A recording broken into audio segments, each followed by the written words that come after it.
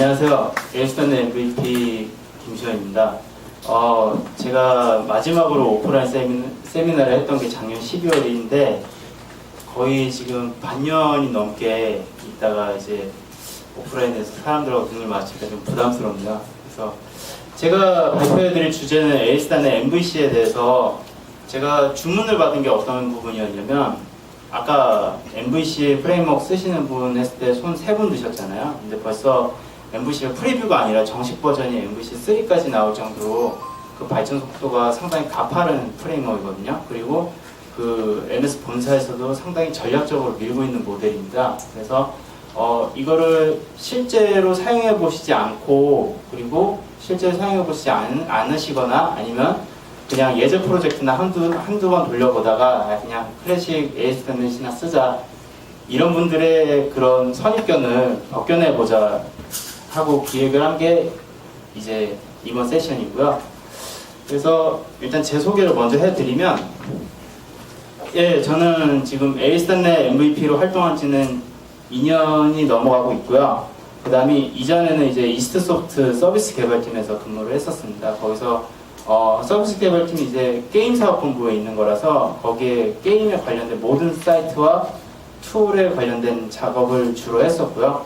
현재는 이제 휴즈플로우에 오는 게 이제 예전부터 제 꿈이었었는데 그래서 이제 휴즈플로우에 와서 사장님 바로 뒤에서 맨날 갈굼받으면서 일하고 점심시간에 같이 스타해지고 이러면서 고달픈 삶을 살고 있습니다. 제 모토는 뭐 저기 써있는 대로고요. 저는 그래서 프로그래밍도 누구보다 잘 하려고 하고 노는 것도 누구보다 잘 하려고 애를 쓰고 있습니다. 먼저 원래 이제 그 ASP.NET MVC와 클래식 ASP.NET에 대한 설명을 할 때 두 개 비교를 안 하고 넘어갈 수가 없겠죠. MVC에 대해서 이제 설명하기 전에 그러는데 그 김용 차장님이 대부분 다 설명해 주셨어요. 그래서 MVC가 나오게 된 동기는 이제 클래식 ASP.NET이 그 뷰 스테이트를 이용해서 상태 저장을 하는 그런 모델, 그 다음에 페이지 컨트롤러, 그러니까 그 페이지 컨트롤러 기반의 그런 그 페이지 단위로 동작하는 웹사이트 구현을 모토로 했었는데 그러다 보니까 SI나 그런 윈폼을 웹폼으로 옮기는 그런 식의 개발을 용이했었지만 실제로 서비스라든지 어떠한 여러 가지로 묶는 그런 컨트롤러 단위 개발이 힘들었어요. 그리고 뷰 스테이트가 무겁다는 말 많이 들어보셨죠? 그래서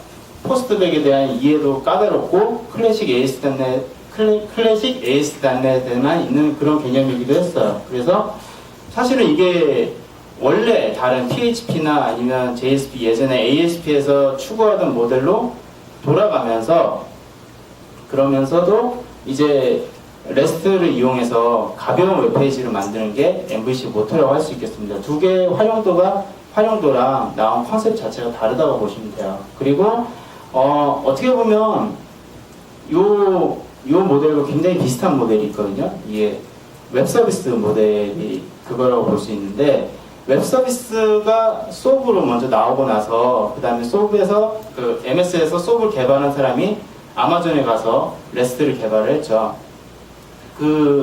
거기서 이제 REST가 나오게 된 배경이 모든 데이터를 다 암호화하거나 아니면 상태 저장을 하거나 그럴 필요가 없기 때문에 대부분의 데이터는 라이트하게 그냥 플레인 텍스트로 넘겨버리고 그 다음에 정말 중요한 정보만 이렇게 간추려서 넘김으로써 그런 네트워크 부하라든지 웹 트래픽을 줄이는 방법에 대해서 연구를 많이 했던 건데요.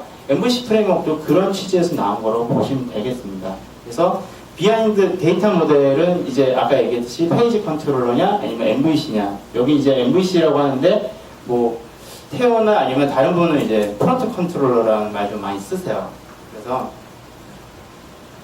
사실 MVC 이제 되게 저도 처음에 접할 때는 도대체 뭐 어떻게 개발해야 되는지 모를 정도로 복잡하고, 그 다음 예제 프로젝트가 어떻게 보면 사람들의 그런 그 두려움을 가중시킨 것도 없지 않아 있거든요. 너무 많이 이제 그 코드가 너무 많아서 이 부분을 어떻게 해야 될지 모르겠다 이런 사람이 있었는데 그 루비 온 레일즈 아시죠? 레일즈 프레임워크가 왜 그렇게 유명했었는가를 잘 이렇게 생각을 해보셔야 돼요. 레일즈 프레임워크가 들고 나온 것 중에 하나가 이제 스캐폴딩이라는 게 있었죠. 그 레일즈에 있는 그런 뭐 자동으로 코드를 생성해주는 기법, 그런 거를 이용해서 DRY, 좀 이따가 나오지만 DRY나 DIE라고 해서 반복을 줄이는 그런 기법들을 많이 사용을 했거든요. 그리고 코드의 양을 계속적으로 줄임으로써 결과적으로 봤을 때는 클래식 ASP.NET과 개발하는 그런 개발 기간이 그렇게 차이가 나지 않을 정도로 익히고 나면 쉬운 게 또 MVC 프레임워크입니다.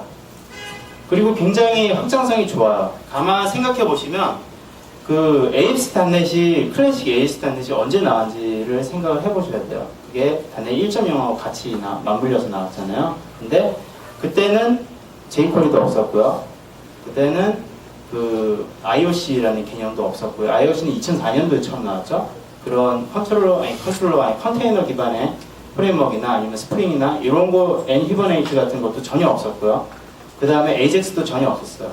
그래서 클래식 ASP.NET의 문제점 중에 하나는 기존에 계속 발전해 오면서 그런 것들을 지원하기 위해서 어거지로 이제 딱 끼워 맞춘 성향이 강하거든요. 근데 이제 MVC는 그렇지 않다는 거죠. MVC는 그게 다 나온 AJAX까지 전부 다 나온 이후에 나온 프레임워크이기 때문에 이것들에 대한 상호 고려가 상당히 이루어졌다고 볼 수 있습니다. 그래서 아는 만큼 잘 다룰 수 있는 프레임워크라고도 저는 생각합니다. 그 다음에 가볍습니다. 아까 말씀드렸듯이 뷰 스테이트를 보내지 않기 때문에 그에 따른 여러 가지 문제점이 있어요. 뭐 우리가 ASP.NET만 개발하신 분의 하나 얘기지만 그런 상태 저장의 용이성이라든지 아니면 여러 가지 그런 그 이벤트 방식의 그런 개발이라든지 근데 그런 거에서 좀 벗어나야 돼요. REST 중심의 개발은. REST 중심이 아니라 MVC 중심의 죄송합니다. MVC 중심의 개발은 그런 거에서 좀 벗어나야 되거든요. 근데 돌이켜서 생각해보면 ASP.NET만 하지 않고 PHP나 JSP나 ASP를 해보신 분은 오히려 이게 예전하고 비슷하다는 느낌도 받을 수 있어요. 실제로 당신은 그러니까 여기 계신 분들은 이제 ASP.NET 개발자인지 웹 개발자인지를 생각해보시면 답이 나오죠. 그런 방식으로 접근하시면 MVC를 좀 더 쉽게 그리고 편하게 접근할 수 있을 것 같습니다. 그래서 제가 이 정도까지 얘기해봤으니 이제 MVC 예전 프로젝트만 하지 말고 그냥 자기 사이트 한번 만들어 보셔야죠. 진지하게 맨날 이제 예전 사이트만 보시고 그쵸? 로그인 한번 해보고 다시 또 지우고 그러실 필요는 없을 것 같습니다. DIY랑 DIE라는 말이 요새 유행하고 있더라고요. 이거 들어보신 분 있으신가요? 손 한번 들어보시겠어요? 아무도 없어요? 진짜? 이거 VSTS 거기서 되게 많이 나온 말인데 제가 다 풀이 해놨습니다. 그 DIY는 Don't Repeat Yourself 이거 위키에 설명이 돼 있더라고요. DIE는 Duplicate Evil이라고 해서 일단은 무조건 중복은 안 된다. 요새 추세라고 보시면 됩니다. 그래서 이거를 줄이기 위한 그런 방법들이 여러 가지가 있는데 이걸 줄이기 독작성을 줄이고 그다음에 반복을 줄이기 위해서 나온 것들 그것들이 이제 여기서는 이제 IOC 같은 개념 인버전 오브 컨테이너인가 그럴 거야. 그렇게 해서 이런 개념이라든지 아니면 스캐폴딩도 있고 뭐 그 외에 여러 가지 있죠. 인터페이스를 써서 최대한 중복된 클래스를 없앤다는 그런 건 이제 기본이죠. 기본인데 그 중에서 이제 MVC에서 기본적으로 지원하는 것들을 제가 이렇게 뭐 간단하게 정리를 해봤습니다. jQuery가 나오면서 코드량이 획기적으로 줄었죠. 자바스크립트 코드량이요. 그것도 뭐 그런 DIY나 DIE 원칙에 속하는 것 중에 하나라고 할 수 있겠고요. 그래서 뭐 제이슨으로 구현한 간단한 AJS 이거는 그냥 스펙으로 넣은 거고요. 그래서 IOC 같은 경우는 제가 그게 MVC 1.0인가에서 옥시트라는 사이트를 보니까 그때 저는 유니티를 처음 만났었거든요. 유니티라든지 엔젝트라든지 그런 IOC 컨테이너를 MVC에서는 상당히 폭넓게 사용을 하고 있어요. 근데 이제 MVC3에 와서는 이 IOC 컨테이너도 공식적으로 지원을 합니다. IOC라고 얘기하는 것보다 N히버네이트라고 얘기하시면 아실 분이 더 많으실 것 같은데, 그런 식으로 개발을 지금 다들 하고 계시나요? 이거 질문을 해도 답변이 안 나올 것 같아서 그냥 넘어가겠습니다. 예, 나중에 생각나면 다시 얘기하고. 그 다음에 T4. T4는 이제 템플릿 엔진이라고 해서 그 코드를 자동으로 생성해 주는 건데, 이게 T4가 생각보다는 사용하기가 약간 좀 까다로운 면이 없지 않아 있었거든요. 근데 이제 이런 T4도 MVC 속에서는 상당히 되게 유연하게 사용을 할 수 있게 돼 있어요. 그래서 이런 예제가 있는데, 제가 이거는 미처 준비를 못했습니다. 왜냐면 저도 T4에 이렇게 능숙하지 않아서, 이 부분은 아마 28일에 하는 MVC 고급 세미나에서 다시 한번 다뤄주지 않을까 기대를 해봅니다. 네, 그래서 계속 똑같은 얘기 하고 있습니다. MVC를 이해하기 위해서는 그 기존에 있던 비하인드 코드는 뷰랑 1대1로 매칭이 됐잖아요. 그래서 뭐 A라는 뷰가 있으면 A라는 비하인드 코드가 항상 존재해야 되고, 아니면 뭐 그렇지 않다 그러면 뭐 클래식하게 ASP 스타일로 개발을 하거나, 아니면 뭐 그 인라인 코드를 작성하는 그런 식의 방법을 취해야 되는데, MVC 같은 경우는 그 컨트롤의 뷰가 종속되어 있다라는 의미로 이해를 하셔야 될 것 같아요. 그래서 컨트롤러에 속하는 뷰가 몇 개 있다, 이런 식으로 생각을 해서 뭐 컨트롤러가 움직이는데 뭐 이렇게 명령을 3번을 내리잖아요. 그게 이제 3개의 뷰로 나눠져서 보여진다든지 뭐 그런 식으로 이해를 하시면 좋을 것 같습니다.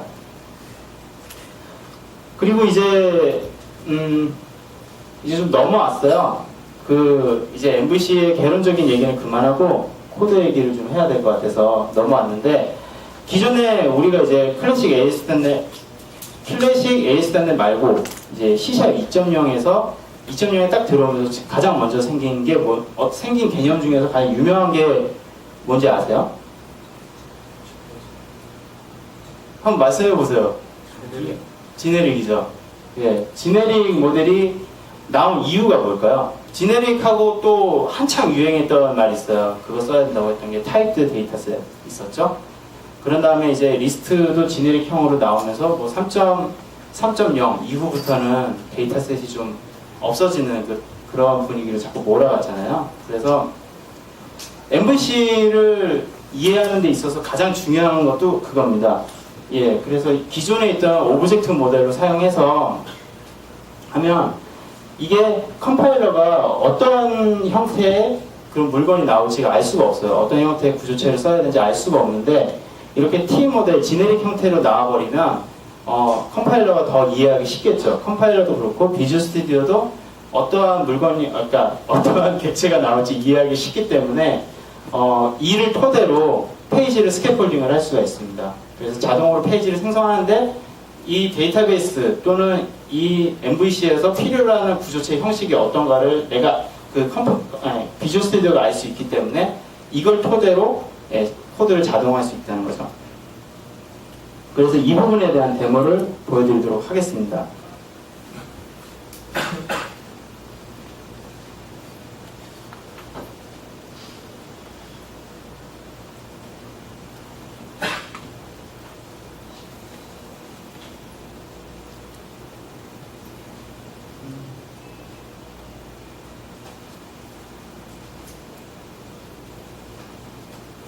지금 MVC 제가 프로젝트를 3.0으로 생성을 했고요. MVC 3.0에서 지금 베이직 페이지를 생성을 했습니다. 그래서 컨트롤러를 먼저 생성하고, 네, 일단 끄고 컨트롤러를 생성하고 이제 인덱스 페이지를 생성을 했어요. 인덱스 액션을 생성을 했어요. 이게 컨트롤러 만들면 맨 처음 나오는 거거든요. 여기서 뷰를 만드는 방법이 간단하죠. 여기서 그냥 뷰를 눌러서 애들을 누르면 바로 뷰 페이지가 생깁니다. 지금 이게